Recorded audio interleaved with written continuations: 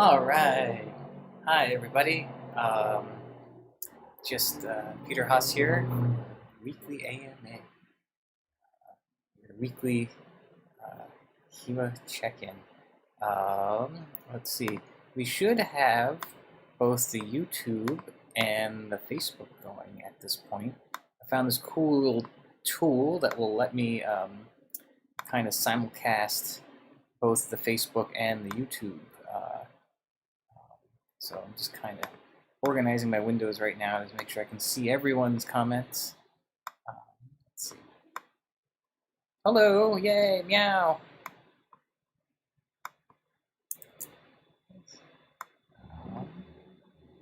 Go ahead and share this little link. How's everyone doing? I know personally I have been extremely, it's been a tough week. Uh, um, in addition to just general craziness that's happening, uh, um, uh, there is fireworks in my neighborhood have been pretty crazy. And it's they usually start around 5 p.m. and they've been going till 5:30 in the 4:30, 5:30 in the morning. So it's I think last night was the first time they stopped at midnight, and I finally, for the first time in a week or two, have gotten more than three hours of sleep.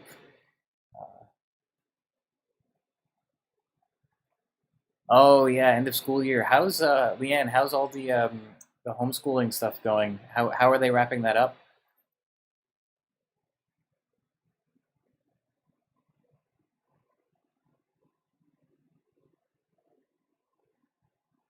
Yay!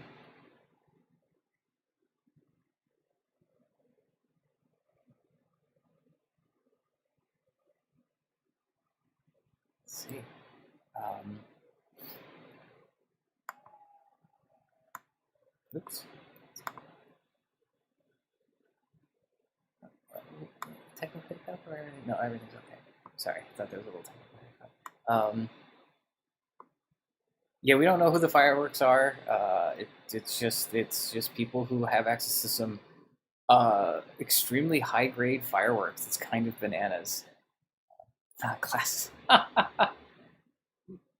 uh, Thanks. Might be doing some reading, so I'll keep the spectacles on. Um,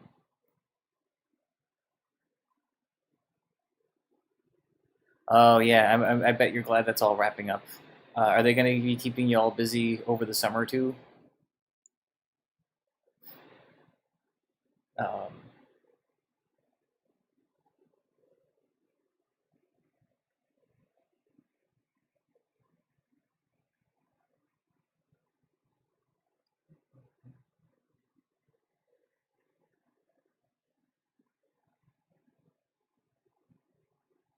oh yay! Yeah. If folks haven't seen Dina's prints yet, the pictures she's been posting, definitely check them out. She made some really cool prints, and there's some really great film snapshots from Randall's Island from what was it, a couple weeks ago now. We're still planning on shooting some Super 8, but I have to do some uh, camera maintenance. Free summer is always good. Leaves more time for misc family things and swords, right?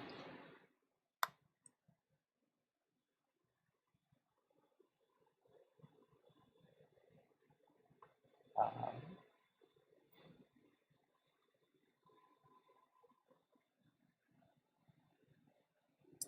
so today, I wanted to just go do a couple of things.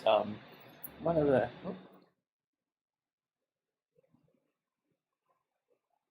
Yeah, I personally kind of agree with Justin. I mean, they did film some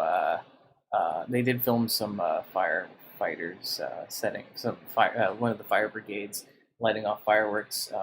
To which I would argue, um, if there's one group of people I want setting off fireworks, I guess it would be the fire brigade, unless some ironically the fire truck caught a blaze. But um, but yeah, who knows what the crazy? I'm sure it's many things. I think Dina is going to be offering commissions soon for prints, so everyone should keep an eye out for that. Um, let's see. Um, so today, what I was hoping to do was, like I said, a few things. We're going to start planning our first in-person meetup. Yeah, so that's going to be the leading news. Kind of, I want to start planning more readily, more firmly, some days to actually do some meetups. Um, excuse me. We can do groups of 10 people at a time. Um, uh, and a lot of people filled out the form expressing interest. Um, Filled out the form expressing interest in meeting up, and so I'm going to be working with reaching out to some people who are in overlapping boroughs and kind of form the boroughs in our great longsword warren, our HEMA warren. And so what I'd like to do is set up. I'm going to reach out to some people to help set up those boroughs, those meeting areas, and that's mostly for me the meetup locations. If people are able to make multiple ones, for me that's fine. It's not necessarily about like keeping people distant because again we're limiting class size to a certain degree. For me, it's mostly about people not wanting to having to take public transit, which I completely understand right now. And so, oh, okay. Okay, so maybe it'll be larger. We'll have 25 people in the park with swords or rat and sticks.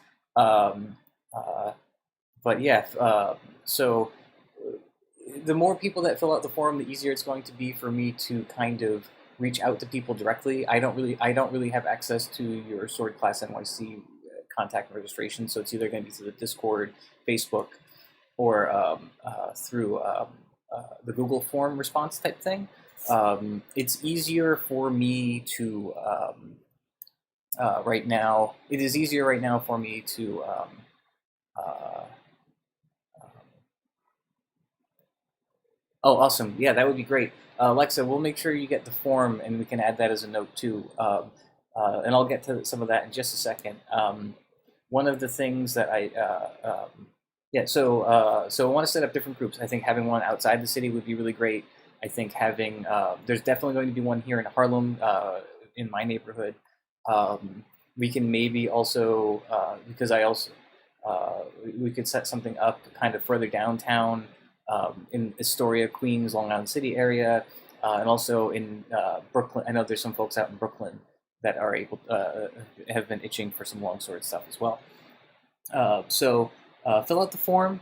Keep filling out the form. I will buy this. So what I kind of would love to be able to do is do our first meetup, possibly next Tuesday, if people during this time slot, if people are interested.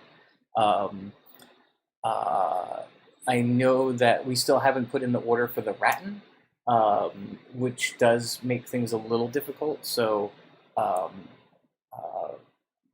that's the other thing.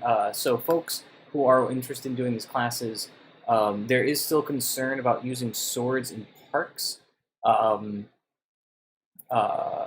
because that is, especially in large groups, because it can be kind of crazy. So if people, the order form, let me actually grab it again. I'm asking people to pick up rat and sticks. They're including shipping and like a sleeve to keep it all in. I think it's like in total $20 or some such. And we're going to do a bulk order, so we might even be able to do. We might even be able to get like a bulk discount, but I can't promise anything. Hold on 1 second. Let me post.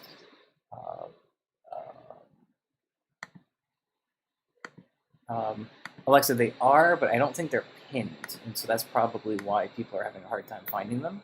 So what I'm going to do right now is I'm going to copy this link. This is for the Ratten form, and I'll post that. Oh, okay, so they are pinned. Okay, well, there's that one, and yeah, so they are in the Discord. For now, I am not going to make a Facebook group for this event. Um, I am going to keep this strictly kind of folks who are on the Discord. So if you're not in the Discord, please join. That's how I'm going to be reaching out to folks. That and the email, which the link is through the Discord, to set this up, because I think it will be easier to pilot the program that way.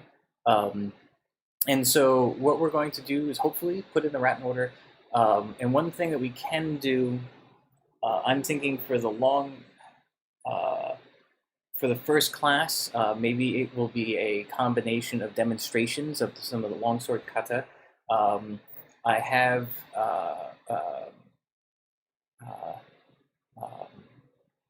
whatchamacallit, I do have a little bit of extra rattan. I definitely have messer rattan that we can use. But that being said, using we can try to get away with fetters. This it might be more of a problem. I'm not 100% sure. Again, it makes me feel weird to bring fetters to parks. I use Iaito in parks, but I'm also wearing uniform, and I'm also tend to be in a park away from people, and it's just me. So I just look like a weird, like a sword weirdo instead of a group of sword weirdos. Anyhow, also in regards to picking up stuff, that's actually thanks, Justin. That's actually a really good transition for me. I now have keys to the space. We cannot use the space clearly for many reasons, but what I am able to do is I am able to work with you folks on if you need to pick stuff up from the sword space. I'm more than happy to choose a few days to help people kind of collect their things. There's going to be a few rules to that. One of which is one person at a time. That person must be wearing a mask. Preferably, if they could also be wearing gloves, that would be great as well. I was in the school yesterday. Not aside from being very, very clean, it's been scrubbed from top to bottom. Not much has changed. Everything is pretty much where you left it, and including a bottle of whiskey that I need to get out of my cubby. So one person at a time must be wearing mask, preferably wearing gloves if at all possible, because everything you touch must be washed down. We cannot let people change there. We cannot let people use the facility. The bathrooms are closed, like locked, because of health issue, the pandemic. So if people need their things, and I know if we're going to be doing classes, people are definitely going to want their stuff. Hit me up, and we can work out a time for people to come and work things out. One of the easiest ways to do it for me might be if we choose, if there's like a couple days in time where I can get a few people and have people wait outside, socially distanced line, coming in and get their stuff. That might be the best way to do it. So again, I might set up like another forum or set up some appointment times or something for folks to kind of meet with me, to go through. Next, again, regarding next Tuesday, I'm interested. Tell me where offensive was. I don't know. I mean, that might be enough. I mean, I think gloves are like that is fine as long as they're clean. And not the clamshells, because you have to carry your stuff. Yeah. So, and then in regards, so that hopefully get stuff, so people can start getting their stuff, and maybe we can start doing a class next week.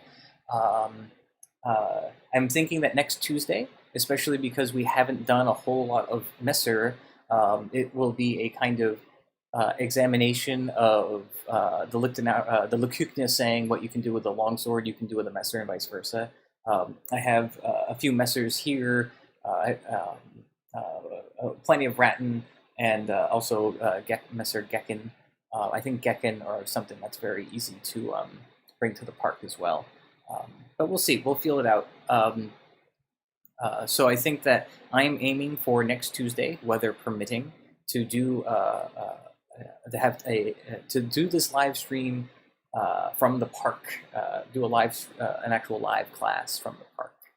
Um, See how that goes, and we'll kind of figure that out. I'd like to figure that out by Thursday, so people have a better kind of understanding of what they'll need. And so at least by this weekend, we'll have all that stuff sorted. That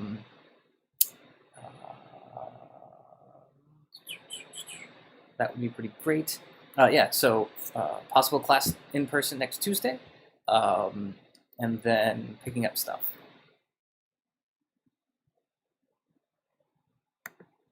Yeah, I'm thinking that the meetup times, what I would like to do is continue doing classes at times that are convenient for people after the workday.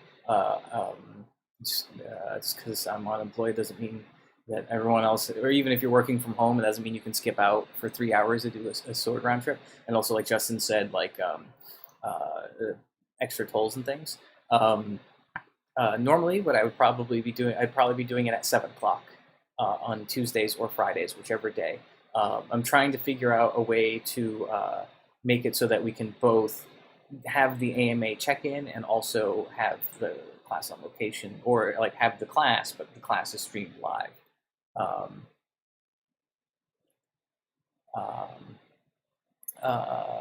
So that being said, if people have a preference, Tuesdays or Fridays, let me know. We can kind of and collectively kind of figure that out. Or maybe switch. Maybe we'll switch off. Maybe 1 week will be Tuesdays, 1 week will be Fridays. We'll see. Let's see what else. What else? There was something else. Sign up for the thing. And then one of the other things I have to just generally look into is if you're a member of the HEMA Alliance, just let me know if we can. Dina, I see the bad pun. I am eye rolling so hard.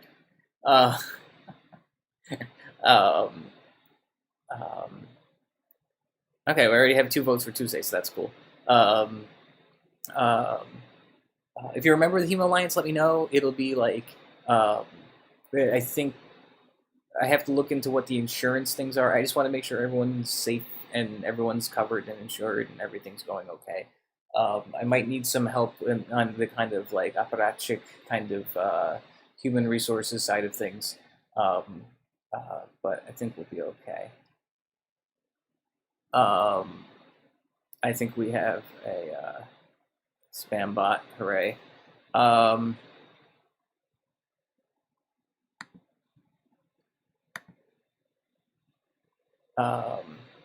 But yeah,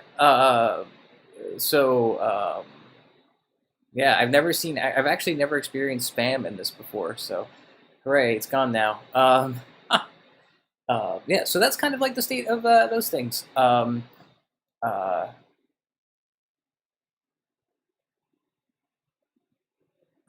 do I ban this person? Move, and then...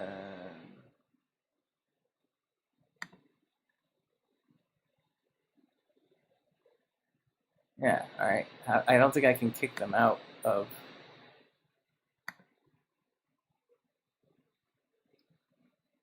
Alright, 300 seconds. How do I ban people? I don't know. I gotta...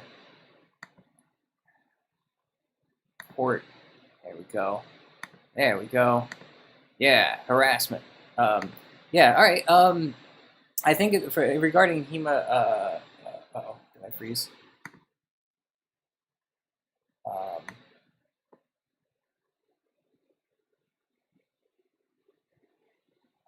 Anyway, HEMA Alliance stuff. I think that one of the... I think it would be good to get the HEMA Alliance membership, just because I think it just adds that layer of safety, security outside the sword school. Technically, we are, it's just in general as a HEMA practitioner, it is easier to have that and kind of bouncing around to different places, because when when you do, some places are Justin. Justin, you're gonna get banned. No. Um, Damn. Anyway, it's just good to have, and it will be very helpful as we're kind of rolling this stuff up. I'll do more research on that and get back to folk. Like I said, I might need some help kind of managing the administrative side, the apparat kind of end of things. Um, uh, um, but I'm sure that together we can kind of make that happen. Um, and so I'll probably eventually, there also will eventually be a Google form for like the sign up for just for these like limited slots, mostly because we have to manage the number of people. And the other reason is in pure transparency. The other reason I want the kind of sign up stuff is because there's going, in case we need contact tracing issues, just because that way, um, in case like someone becomes ill, we have the ability to contact everyone. Um, yeah, and especially Justin's also right. Like if you don't have the healthcare and stuff, it is going to be much easier to be covered. So and also the HEMA Alliance does really great work. Um, they work their butts off to try to make HEMA accessible and safe for everybody, and I really appreciate and respect that. And I hope that um,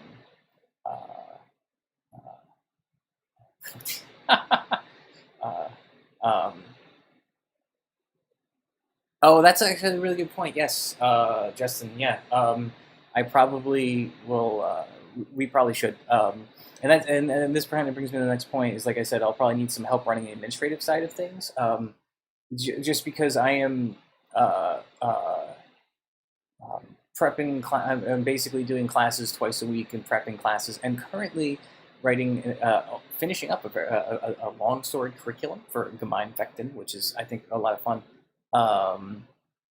And I say Kat is best president, and Kat Fanning should just be president of everything. That's just me. But I am going to look for ask for some volunteers to help me kind of run the administrative side of things. Just because I'm, yeah. So I'm working on finishing a common fencing book that I hope is that I'm hoping is going to be a good guide as kind of like a stepping stone between having never fenced before and getting into like the KDF arts. So yeah. So folks, I'll set up. Maybe we can set up like a little volunteer or meetup sub channel, just to kind of keep everything on the Discord there in one place. So that. Trying to think if there was anything else. Yeah. So if folks want their gear, let me know. I can get you in the building. And we'll have to like. I think one thing that would be helpful for me. Is if folks could do some research, and if we could figure out a way to either use like Google Docs or Google Spreadsheets or their little form thing to make a sign-up sheet that has a sign-up sheet that allows us to have like a certain number of slots. Like, okay, it's phase 2, so we only have 10 slots, and then these are the 10 participants, and this is their contact information. It's really kind of. I'll draw out some. I'll make a list of things that we need, and we also might have to. And again, this is not to like disassociate ourselves from any organization. It's just the idea of like we might have to register these events or these happenings with the HEMA Alliance in order for it to be covered or insured or such. Yeah. And so the first class in person is going to be interesting. I'm going to say the word weird, more weird than normal sword class, simply because we have to kind of figure out what exactly we can do.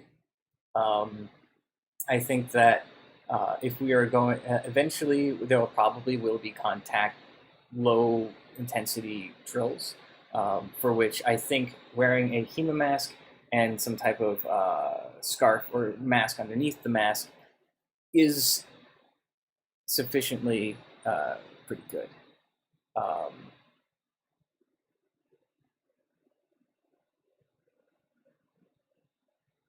okay, interesting. Yeah, we'll have to come up with some solution. I'll make a list of things that we need, and maybe I can source them out to folk.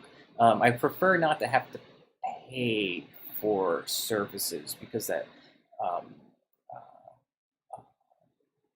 cuts into what little compensation uh, uh, kind of no, like it kind of cuts into like the overhead of everything. But also, I think there's tools that we can use and customize to make it like um, functional for us. Um, hopefully, this is not something that we're going to have to do forever. So there's that too. Um, um, what was I saying? Oh yeah, for classes in person, masks under your mask. Um, as I said before, we're going to start needing to have people wear protective, thrusty protective something. I know it's really hot outside. That's why we will build in more breaks. So classes might go longer if people are having getting something out of it, and we are having to take more breaks. Um, and hydration is going to be a big thing. And that is something that we have to also figure out. How do we hydrate a group of people uh, uh, while still being adhering to being safe, guidelines for being safe. Um, and so Joe does IT stuff. Maybe we can build a little web app or something. I don't want this. Uh, I know that that actually sounds like a shit ton of work. So I don't know. Let's talk. I should buy you some beer and we can talk. Um, uh, um, let's see. And so the stuff I'm like definitely interested in covering is yeah, mask exception. Yeah, we're gonna have to wear a gaiter with a mask and then a fencing mask. Um, okay, great. Thank you. This is great. Thank you, everybody. This is really great. I really appreciate the volunteers. I will. Uh, uh, I will. Yeah, I can start setting up a list. Of stuff, like kind of like a pathway. We can do some research of like what our path needs to be, um, and then kind of like start putting all the chunks and do some task assignments. I really appreciate it. It's so incredibly helpful. Um, and yeah, and so like Tuesday class, I think it's gonna be great to see everybody, seeing humans, um, um, seeing humans in the flesh, not through the little box, is very emotional. I got to see some people on Sunday and almost cried, and uh, I think it'll also be good because we'll be able to do some drills or some like definitely some solo practice with feedback, in-person feedback, which is always great. Um, and uh, um, um, and then also maybe definitely some shadow boxing drills. And I would love to start. I'd love to start going over this new curriculum book I'm putting together about like the Gemeinfectins, which is it's really interesting because I've been reading Jamie Eggcott's book again, and the section on common fencing and kind of how it means more foundational fencing and how there's all this corpse of materials, and the Lichtenauer stuff is just about how little of it can we use and still make it classy. So I'd love to be able to roll through some of this stuff. Um, do, do, do, do, uh, and practice is always good. I miss practicing. I miss seeing everybody.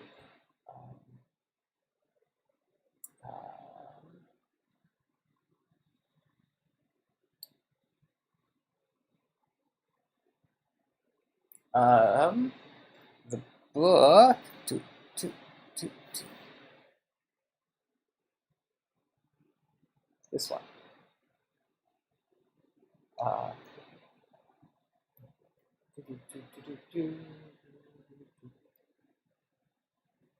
um, it's really great. This is that book that talks extensively about um, setting up the how the Zettel is organized as a argument in the classical sense. Um, it's just it's really great. I would lend people this copy if it wasn't a pandemic. I don't want to like be copying into my book and handing it to you, but it's also torn to shreds. Its pages are falling out at this point because I've and underlined and highlighted and bookmarked and dog-eared. Uh, it's all gone crazy. But if people are really interested, I can bring it and we can read from it. Um, we can make it a little reading session from some choice parts.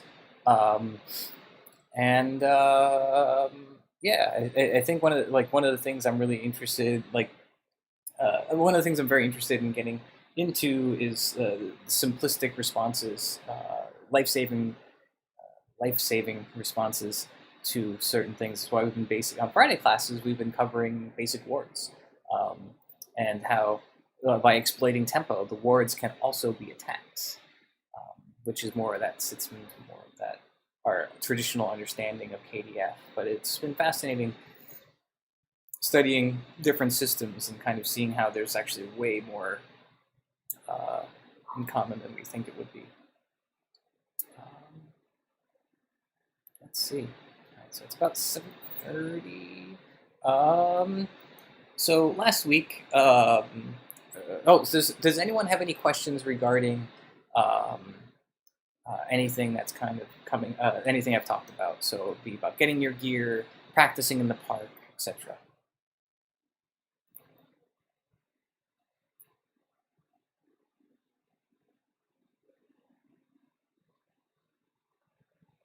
Mm.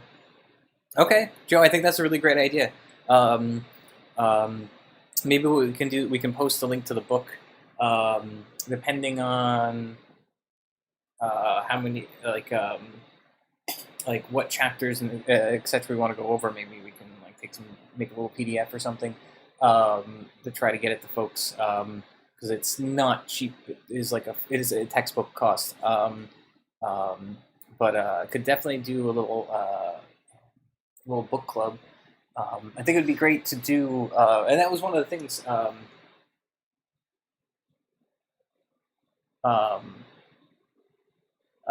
Dina's question: are we still going to do no contact? For now, yes. For now, we're probably going to do no contact. I think that, or at least for the first class, it's just because I want to feel it out how it goes, um, um, and to see what it feels like to do it that way. And hopefully, it's not just like a glorified, not like a glorified Zoom class. Um, like the other might even have that's very true. So Ashanti, what's the question about the rat and stick sheet? If you type it in, I'll answer. Um, so that being said, what we could do again, this I love this book. It is a little pricey. It was a gift, so I lucked out. Um, um, but it is very very good, and one thing that I really really enjoy is that it kind of takes in many different uh, uh, uh, many different eras, like a couple hundred years of the fencing manuals, and but also is aware of the fact that it does this. Um, uh, but it's very clear. I think that there's some stuff in it that Ashanti, here, let me give you the link. If you scroll up in the comments here, I'll have posted. It's a Google Forms.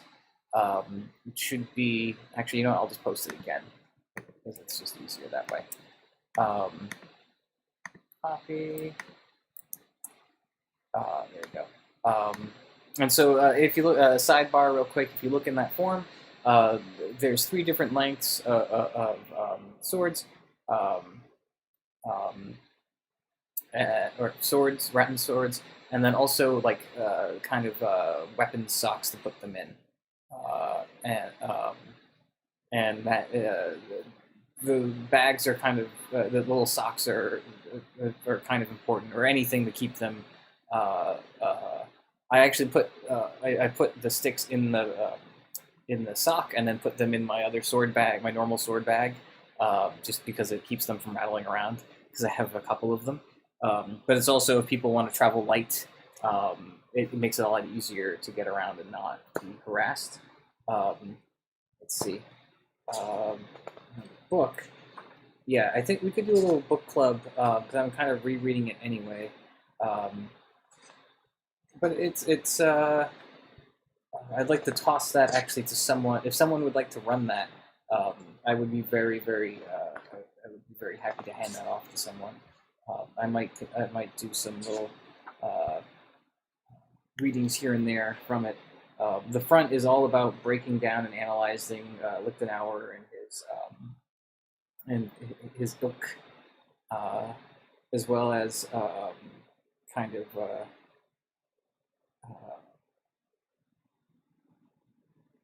some really informative. It kind of adds. Uh,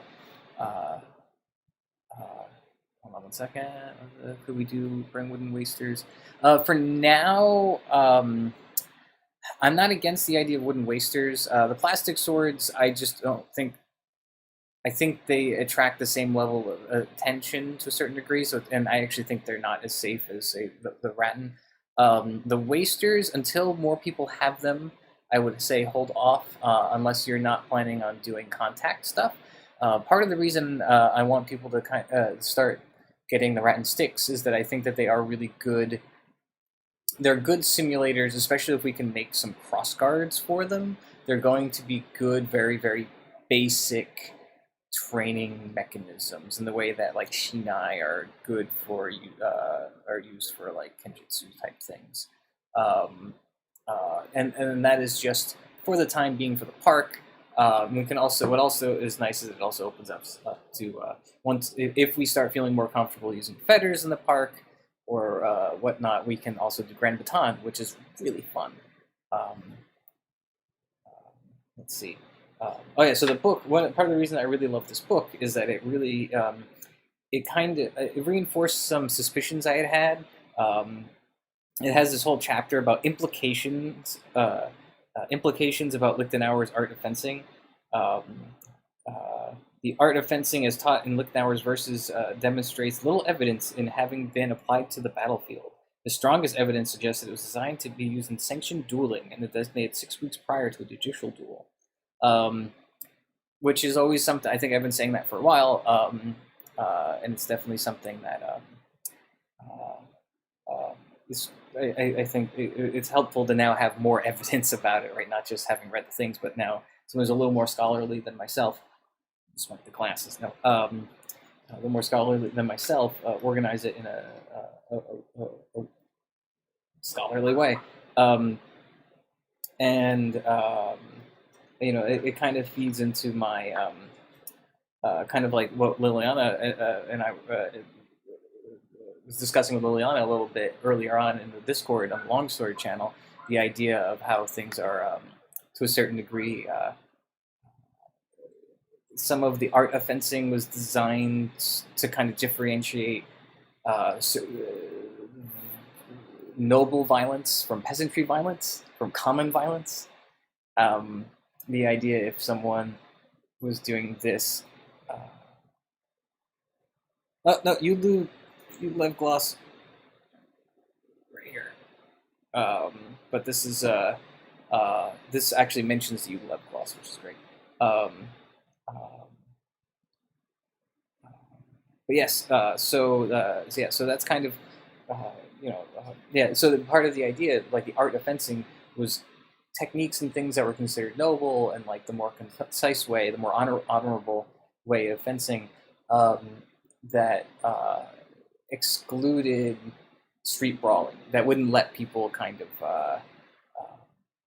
it was almost like, oh, Your Honor, as long as they were fighting in this way, this is acceptable violence versus hooligans in the street, like our Messers, like our Messer Club, or a bunch of hooligans in the street. Yeah, and then there's like this whole great chapter, which I reread recently, called "Common Fencing in the Medieval Tradition," and it's great because this is something really interesting that I was unaware of until I actually had read this book, which kind of sent me down this path of this other studies, or of these kind of other materials, developing the new this. Yeah, exactly, Ashanti, exactly. Um, uh, but that's actually something about Kiana talks about. I'm sorry, Kaya talks about in her book, um, uh, "Fear is the Mind Killer," about violence versus consensual violence versus non-consensual violence. So one of the cool things that I found or read about in this book, and then I kind of put me down a new track of research, was the idea that there are common fencing zettels that are not completely Lichtenauer or Lichtenauer adjacent, and uh, and there's some really interesting, especially when you start seeing overlap in like Italian and German and different regional German systems. I've been really digging into the Nuremberg school of Messer in particular, the kind of Talhoffery, Nuremberg, Rost kind of stuff, Wittenberg, Jakob von Wittenberg stuff. But yeah, so there's all these non-distinctly Lichtenauer zettels. And so they are, and all these other documents that only bear minor resemblance. So there's a lot of stuff to study, and it's just really cool to kind of get a chance to put together a more foundational fencing kind of stuff. This whole chapter is just, I'm sorry, I'm like looking at it and just getting sucked back in. For instance, like there's this one. What's really interesting about the common fencing zettels too is that they are designed specifically to teach you as if you don't know anything about fencing, which is kind of cool, right? So one could argue that in many ways, these were designed.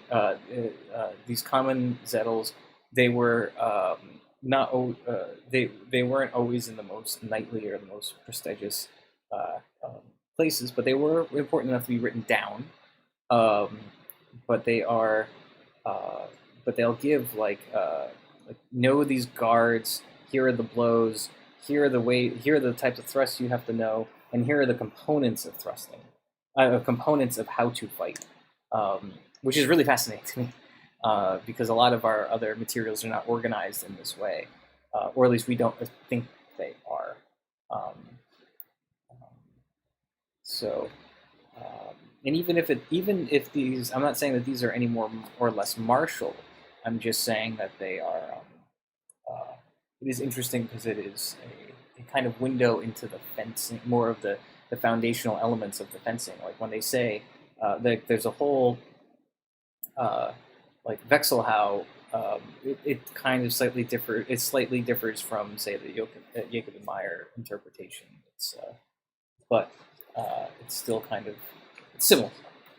I had to, but yeah, it mentions my man Talhofer, and what's really interesting is that in this this Zettel, there are things that are mentioned in the Udalev book where there's a note that says, "Oh, this is here," or like Hagagorn mentions, like, "Oh, this is mentioned here, but nowhere else. It's just kind of there. We don't know what this is," and some of those things are here, like the Reisort, and I think the roses. You cut around the roses is here as well. But yeah, so that's kind of fun. Whole chapter on Madel. Yeah,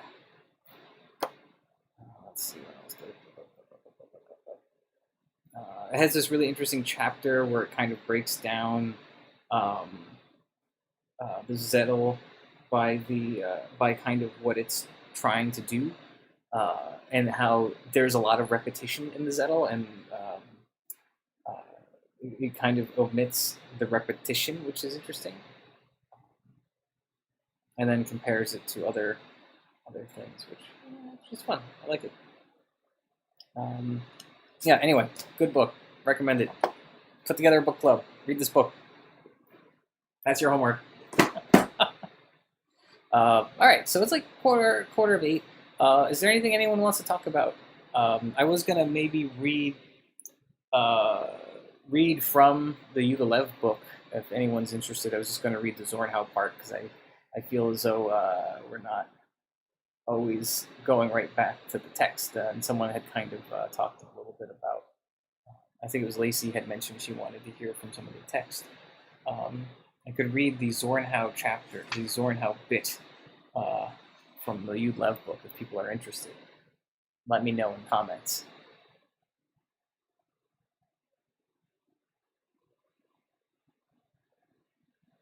I'll do my, if I do read, I will do my best to not fuck it up.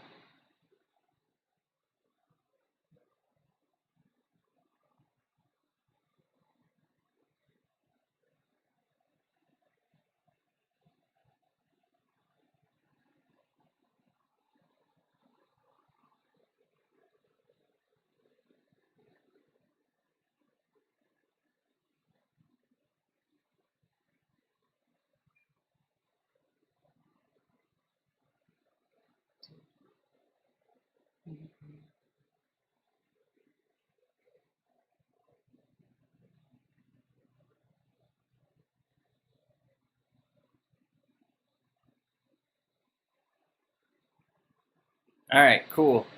All right, and we shall read from Udalev.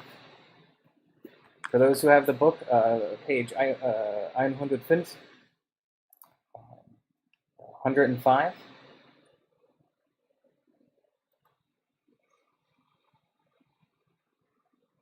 And then once people have the book, go grab it, and then we will read from page 105 to, I believe, 108, 109. We're going to...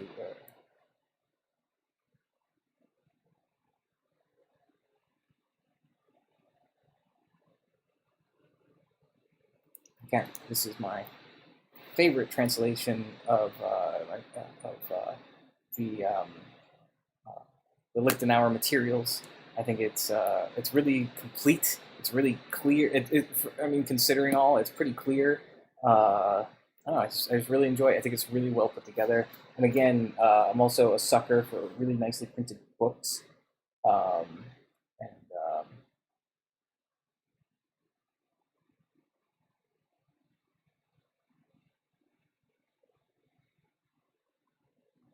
nice, Tina. That's awesome.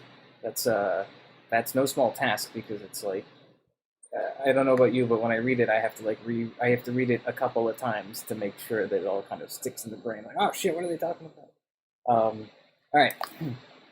So page 105. Here begins the art of the longsword. Firstly, the Zornhau. He who throws an Oberhau. I apologize. I had before I begin.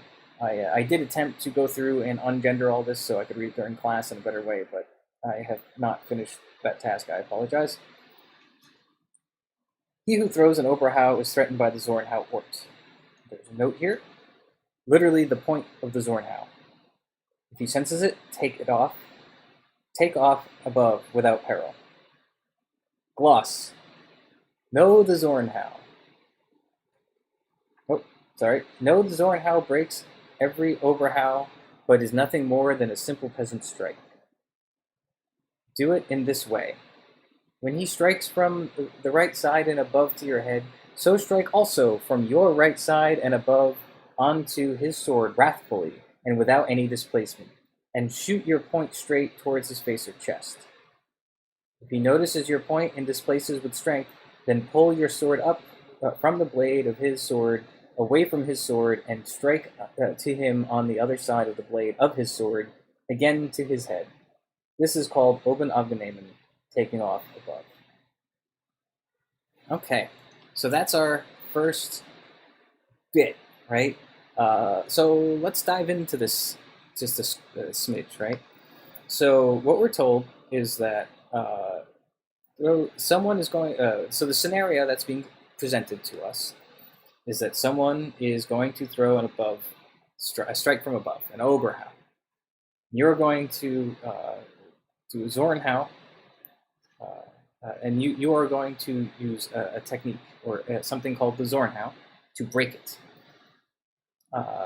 And it says the Zornhau breaks every Oberhau, so everything from above, Zornhau breaks.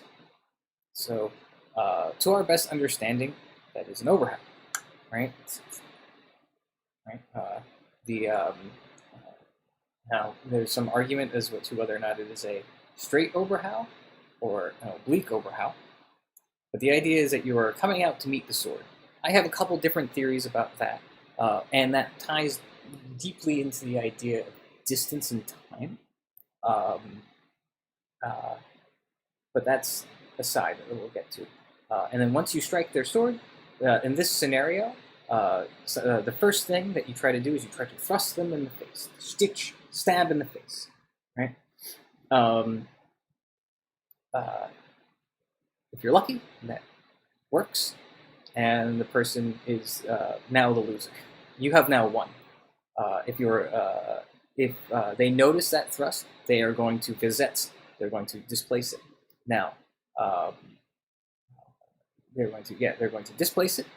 In which case, you simply remove your sword, cut back in.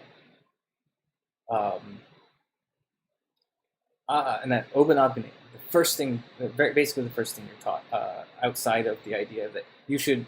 So the assumptions here that are being made here, that you already know distance, you already know time, you already know how to throw an Oberhau, or you're going to be taught those things during this lesson. And so I'm always interested in, so our very traditional look upon this is that you come to a bind, and you're probably somewhere in the middle person, and that person, or you either met you on your weak or your middle, and they're displacing, and then you give up, you yield to that pressure by moving your sword up, and then you cut them, and then you cut back in. And I think that completely works. It especially works especially if you're not aiming for that deep target, but if you're aiming for like the arm or the wrist, it works really well. I'm also interested. Yes, that is very true, Dina. There's no instructions. There's some interpretations that I make some guesses based on A, other martial arts I study, and B, based on other chapters in the Yudolev book that talk about similar things, and some ideas about time. I think equally one thing, so that is that's the canon in which we normally operate under. I'm also interested in the idea that, and this is something we can, again, it's open for experimentation, right? The idea of Zornhau, the idea of a hue being the idea that cutting, but you're not, but the idea, it's the action of moving the sword out, right? So you're still doing cutting motion. You're more interested in not putting yourself into moving from like a first distance into distance, but you're actually setting yourself up to cut into the first distance. The idea being you're setting your sword up because the first thing he wants you to do is thrust, right? So there's absolutely no, there's nothing in the here in the text that says, okay, I'm going to cut the person with the Zornhau, because that's not what you're being asked to do. And in fact, the Zornhau is a knock action as well. We are waiting for the other person to strike at us, at the Oberhau at us, which is also interesting and kind of not how we commonly think about it, right? The other thing here to think about is that um, oh geez, I had the thought just there. Um, so it's a knock action, and distance could be maybe it's intending to cross swords at the tip or cross swords both at the weak, right? Um, I this Uh-oh, the fireworks are starting. And so I'm wondering how, and this will make a little more sense once we get to the next bit. So yeah, if you after you've done like the this first cue, the Zornhau cue, if you experience pressure there, you can easily take off. Come, we know it works at the closer distance, right? You do it at a little further distance, the shooting in becomes this more. You're not aiming. You're not able to reach the other person with a step. Right? Um, so even this still works at very far distance where the tip is moved and you can easily go in.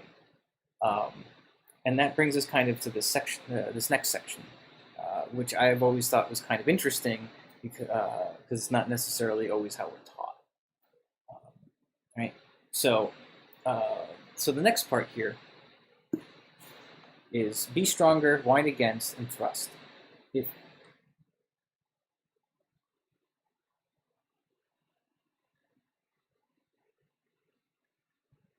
Yes, Leanne. Yeah, I mean that's kind of how I think that's kind of the more I think the safest way to do Zornhau is kind of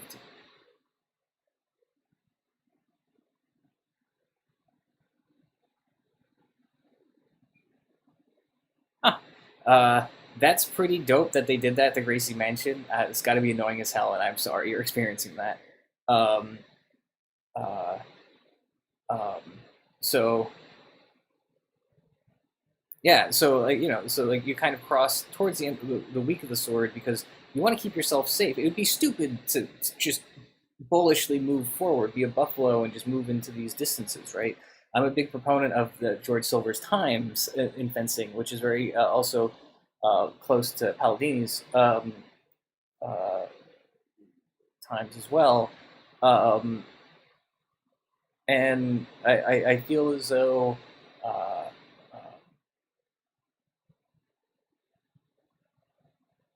oh yeah, that makes sense. I get that. And so the idea, like Zornhau, to me, in some ways, feels like a hewing out to long point or a hewing out because they even say the point, the tip of the long point. It's like you're coming out and then you're moving forward to threaten, and you're threatening them. And the idea being, if they do nothing, you can take that step, and then you can thrust, right? Um, um, and so out and in. Uh, uh, and if you're dealing with a buffalo person, then you got to do other stuff, right? Uh, then there is also the kind of so that and what also that allows you to do um, once the pressure is applied, you take off and then either thrust back in or cut, thrust back in, or just cut depending on case by case of distance. It's a very basic yielding of yielding in a bind, right? Um, and which also then brings me again to like this next section, which I find really interesting because it's giving kind of the what to do if they continue, if like your initial, if you don't want to take off, like what to do then, right?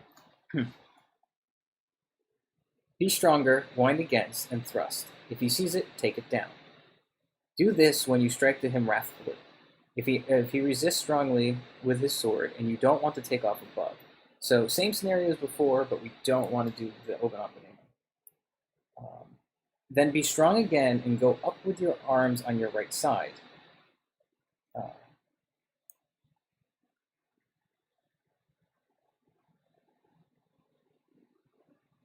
yeah, yes, yes, Joe, I agree.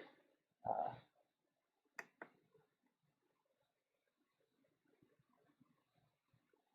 uh, um, let's see. If you resist strongly with his sword, you want to. So again, so where we're at is like you don't want to take off. Then be strong again and go up with your arms on your right side. Wind the short edge against his sword and thrust towards his face. So,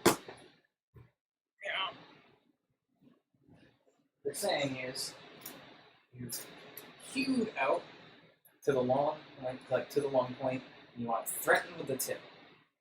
Right? So hewed out with the long point, threaten with the tip, and he's displacing it. But you don't want to take off. So now what they're telling you to do is wind to this box, so to speak, and set up for a thrust. Right? Now, there's a couple different things, depending, again, on where the distance is, a couple different things can happen here. If you are here, moving it, and let's say you're crossed here at the tips, if he pushes out, when you do that winding, you're going to end up on the other side of the sword, which is fine. Even if you're winding against his sword, you're going to end up on the inside of sword, and then lifting your arm to thrust in, which is quite like so you're kind of in this box thrusting. I forget what the Paladini term is for this, or what some of the other like the more thrusty sword sciences call this. But you're in this kind of Verhangen, or forward Verhangen, this like the application of ox here, this, lower ox and thrusting in. And then also, and if they remain winding, if he notices and this is what's interesting to me, if he notices the thrust and goes up and displaces, then remain in the winding and set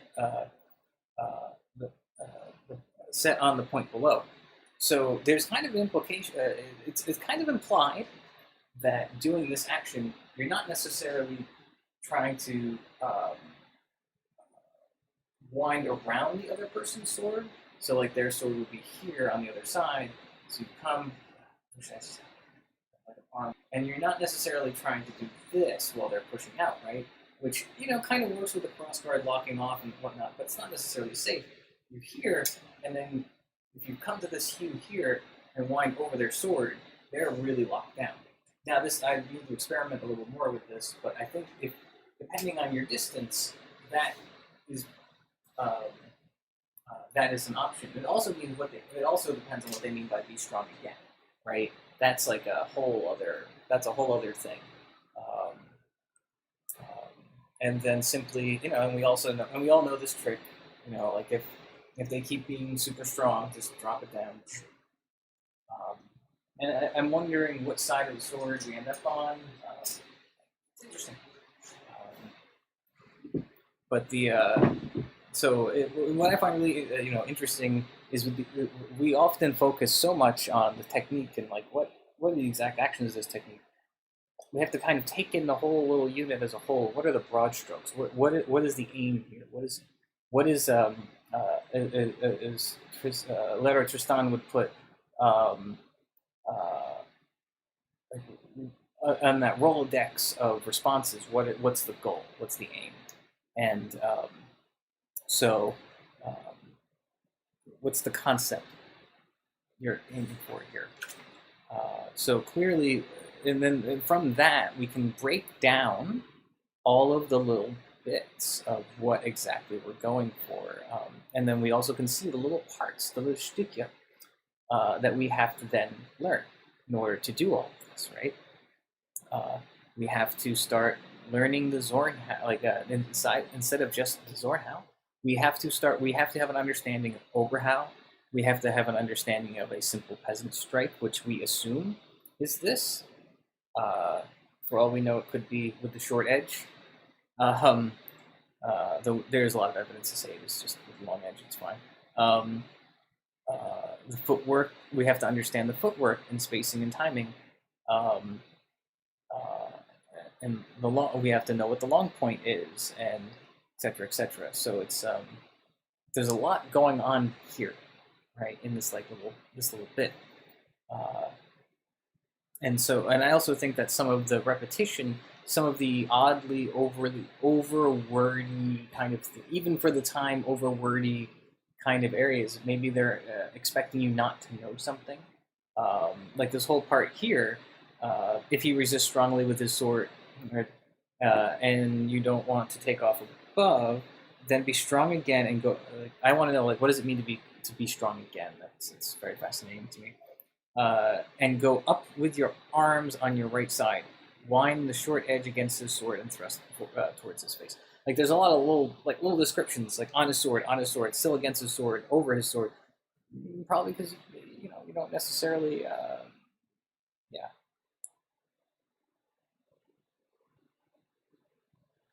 I think partially. I think Justin. I think that's the beautiful thing about a lot of these techniques is that it is. Uh, yes, Joe. Yes, exactly. You just got tricked into learning Ethereum, and they haven't quite used that word yet, right? Um, uh, yeah, I think what the beautiful thing about Zornhao is that it is both a window. It is a way of dealing with people who are overreacting, but it is also a way of applying. They're going to teach Phelan all the basic wind, the Anbinden, like all the bind work stuff. Um, uh,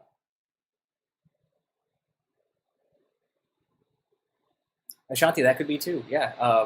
And again, like I think that is also very possible.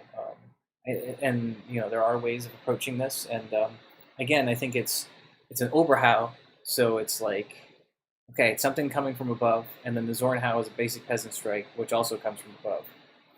One thing that I try not to get overly pedantic about is the idea of is it this directly vertical thing or this? Because as we've seen from like classes and like the way like Tristan and Mike and Jay do teach the Zorn, it works. It does work. Um, uh, and I'm wondering if some of that is because again, it might be because certain fencers of certain sizes, right? But also, what's the core thing that's going on there? Um, Justin, I also think that with Zornhau, I think can be deployed against fencers who do have control. I've seen Zornhau done very well in tournaments. Um, uh, um, but I've seen Zornhau done in tournaments very well, and usually, but again, it usually has been Zornhau enters, even despite the fact that text says don't parry. I've thought about that in a second. And without parrying, I think what they're talking about is don't overcorrect. I think what they're doing is asking you to trust the idea of that when you hew out the sword, you've hewn the sword, keep going, like trust that it works. Don't try to okay, I'm gonna do this and then go too far because now my tip isn't where it's supposed to be. And I think it's a guidance mechanism, not necessarily a judgment, so to speak, or over instruction, right? Especially because this is important. A lot of the work that I've um, a lot of some of the work, some of the research I've seen is um, when they talk about doing the uh, parrying or any type of like warding on the left hand side, it's about uh, no thrusting. uh, um, moving kind of from like moving to that flug or move like think about how you hold flug on this side, um, but also and then think about what that hand action would have to be to get your hand in that position and also the warding. It's actually a lot easier to see on a messer, but the idea is like your hands kind of go into this inverted grip, right? Like anyone who's taken my messer class, it's like okay, ward with inverted hand. That's the fluke. And so in order to so if like you have something coming in on your left side, this is probably the straightest parry. This is the best parry, right? Straight ahead, giving yourself space, which gives you time. Bam, and then you can do other work, right? Um, so um, the idea. So part of what I think that they're saying is like with the no parrying. I think what they're telling you to do is make sure you go straight into the long point and not like, oh, long point, okay, now I'm going to parry and do something, right? Which I think is an interesting, which I think is kind of like an interesting way of expressing it. But let language be different, right? And and also, I do think that the stepping, I think Dina makes a good point. It's like, are you is it strongly in the bind, or is it strong in your body? It just says, then be strong again and go up with your arms on your right side. Now that could mean a lot of different things, but it would be, it also, I think it depends on what that kind of bind situation is, right?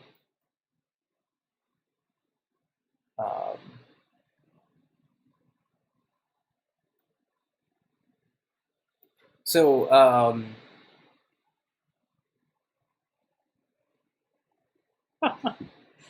yeah, and I think that, and for me, what the kind of diving into some of these explanations and widening the scope of things is making, and actually, this is kind of how I'll leave this like little segment here, is that a lot of, I think a lot of people's um,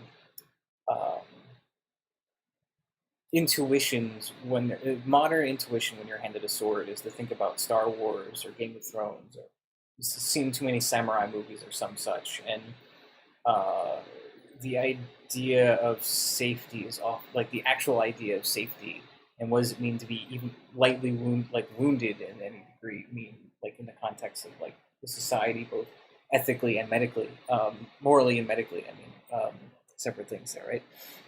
But and a lot of those things have kind of been projected onto the material. The idea of like, oh, hewing's got to be this big cleaving thing. It can. Maybe it's part of it. It's probably part of it. Definitely is part of it. We can see that through some of the cutting, some of the segments on cutting, but also into how they use language, like describing this kind of thing, right? Um, uh, and it will be interesting. It's going to be really interesting, I think, diving back into this stuff and playing with distance and time, and kind of divorcing, again, practicing our canon, but also at the same time investigating, um, um, uh, investigating I guess the art of it, the part that keeps, the part that separated it from uh, the buffaloing, right? I lost my train of thought, and I'm really sorry. It is really warm, and my air conditioner is going, and it is still too freaking hot. Um,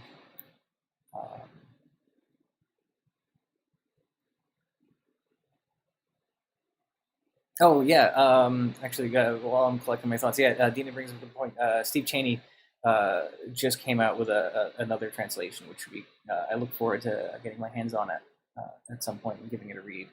Um, but yeah, it's sometimes we have to kind of jettison our preconceived notions of violence in this material.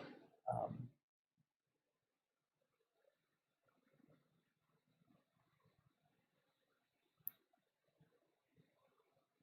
ah, yeah, Leanne. Actually, that brings on a serious note.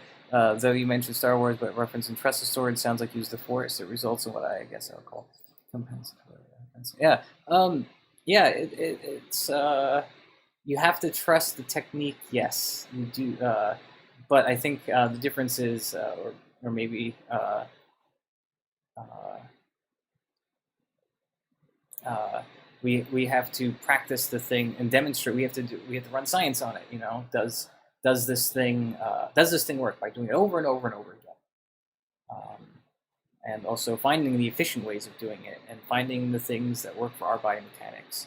Um, uh, yeah, and you bring up needing to work on taking the risk to leave a smaller margin of leave a smaller margin of safety. Yes and no. Um, that is also something I have to work on. But it's also a lot of that safety comes from the follow through and completion of the technique. Leanne, you were there, but one of the things that you probably saw when we were practicing the Palladini stuff on Sunday, it was the fact that when I was failing, it was because I failed to do the I failed to trust the technique. I was relying on some other um, uh, paranoid belief that I was going to be injured, and, which then caused everything to fail. Um, and I think that it is not magic. I think part of what all of that comes from is just like anything, be it painting or swordsmanship or anything. It's just or writing. It's just doing it, and trusting it and knowing how to do the actions better and better and better and better and better. Um, you know, it's one thing to tell someone. It's like they talk about it. It's different. It's one thing to know intellectually this is this and this is that, um, but it's a different thing to actually put it into practice. Um,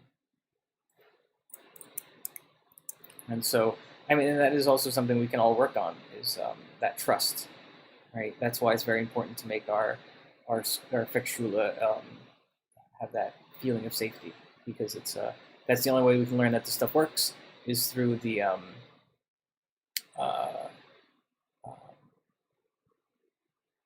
through trust that we can work together through these different things. Um, uh, yeah. All right. Are there any other specific questions?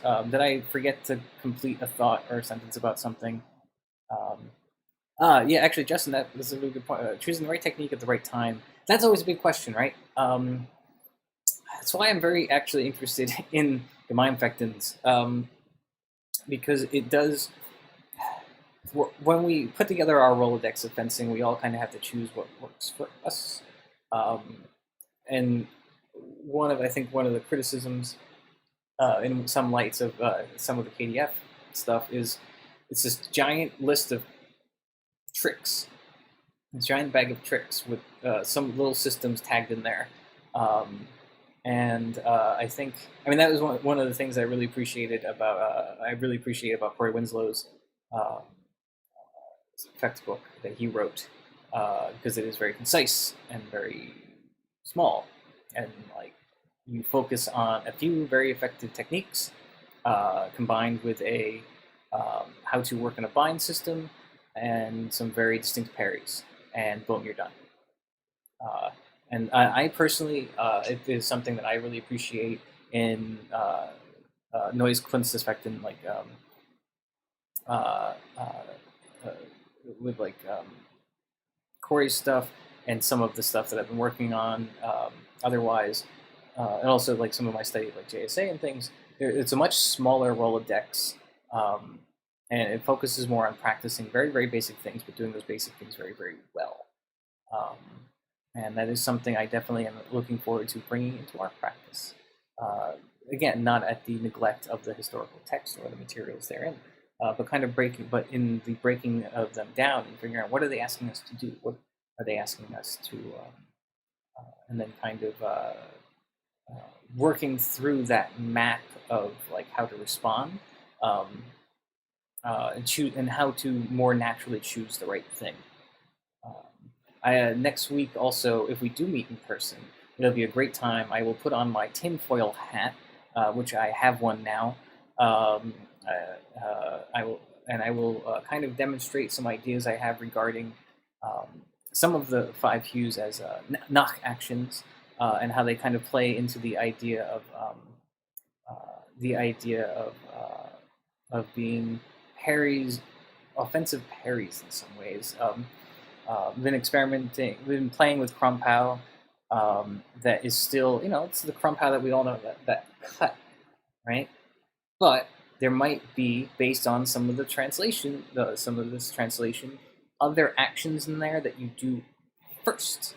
But that is a next week thing, because it is I think that is a really good tinfoil hat. I think that's a good lead-in for making next class interesting, but also it'll be more entertaining with a tinfoil hat and some swords in hand.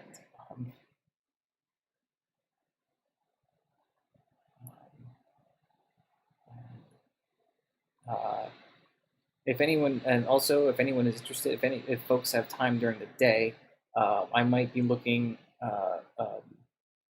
next week, towards the end of the week, um, or the week after. I got to figure out because the holiday's coming up. So I will need some volunteers.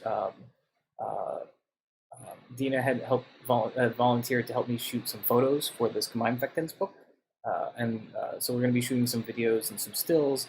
I have a couple of volunteers already, but I would like to try to make the book very diverse in its representation of individuals. So if folks would like to volunteer to be on camera for some of this, that would be great.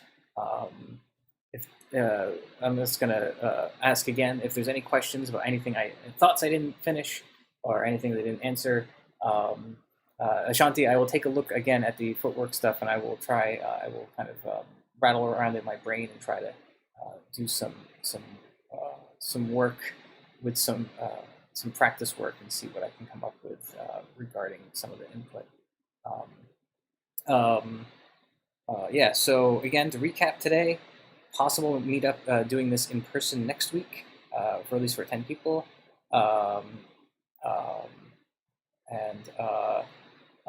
And live streaming this, doing a live stream of this from the park. And then people need their stuff from Sword Space, let me know. I can help get people in there. We can start scheduling some pickup times. Sign up for that you're interested in classes. Let me know what days work better.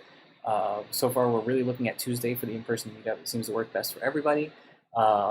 Rattan, let's get some Rattan going. Let's get that Rattan order going. I would like to put in that order at the end of this week, if possible. So spread the word. Please let everyone know. There's 3 sizes: longsword, single hand sword, and messer size. So we can do all sorts of classes. If we do classes on Tuesdays outside, I will probably extend the time, and it will do past 8:30, and I will do a messer class in addition to the longsword class, or longsword time. Basically, go till it gets dark, right? Until then we bring out lights and we hang them up.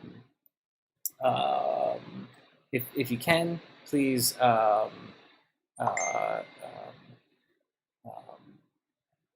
If you can, I know. Additionally, like the uniform stuff, the Zen Warrior Armory has there's 2 versions of the jacket. There's like a fancier one, but there's also like the $50. It's a lighter. It's basically a very basic fencing tunic in the steel blue that is just to prevent thrusting accidents.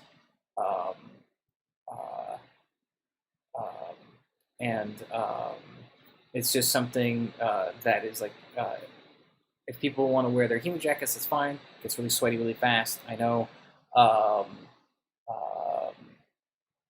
But this is just like a single layer, like 350 Newton jacket kind of thing that helps prevent contact and accidents and stuff. I can also put that the link to that up as well. Highly encourage, highly recommend it. They also have really nice padded gloves that I have. I have a set. I know a couple of folks have them, and I just find them to be super comfortable. So hold on one second. Okay, raise the price of this. I thought that was. Oh man, this used to be like $50. Anyway. Here's the uniform jacket that we've been mostly using in steel blue. I just ask that people avoid black. Yeah, practice swatting mosquitoes. Yeah, we can do a little Zoran house against the mosquitoes.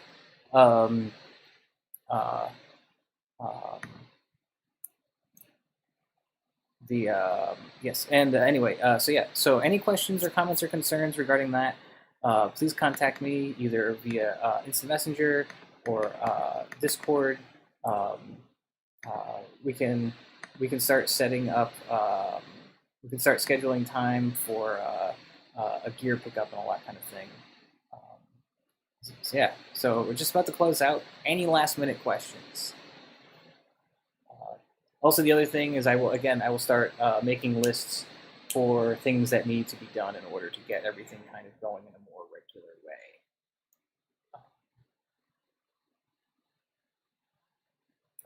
Again, again with the Discord, check out the pins. We're gonna be posting a lot of stuff. That's gonna be really, really helpful for everyone. There's more resources. Like I probably should pin this uniform there, um, uh, and some of the other stuff. I highly recommend these baseball pants. They are the most comfortable pants ever, and they're like $20. So that's all down. I know this is all like money, HEMA. But it's kind of not a requirement. Just nice things to think of as we move forward. Um, it is nice to kind of have everyone when we have Messer classes and everyone's there in uniform. It feels really good. It feels like a very structured class. It feels uh, on point. And I think especially since we're going to be in the public a lot, I think the more professional, the more kind of like together, so to speak, look that we can kind of present, it's going to be better for all of us. That being said, thank you everyone for joining me. It sounds like we're done with questions. Yeah, thanks for listening, and I look forward to hopefully seeing some of you in person next week, and the rest of you digitally. Again, I promise that just because we're holding classes in person doesn't mean we're going to stop this, because I know that not everyone can make it, and also classes are limited. So I want to get, it is my goal to make sure that everything gets out to everyone as freely as possible. Also, before you take off, one of the things I'm really working hard on for Squinting Rabbit right now is trying to get the ability to do mobile live streams with the phone, and also if people would subscribe to the channel, because it will tell you whenever these things pop in, but also it will help us get closer to the idea of the ability to create like a custom YouTube URL, which is going to be super helpful for us. Also, yes, Joe's right. 30 minutes, run to your polling station. If you haven't voted, go vote, wear a mask, be safe. Thank you, everybody. Like and subscribe the channel. Feel free to donate to the Ko-Fi. Help keep the lights on. And y'all are great. I miss you, and I look forward to fencing with you all soon. Bye.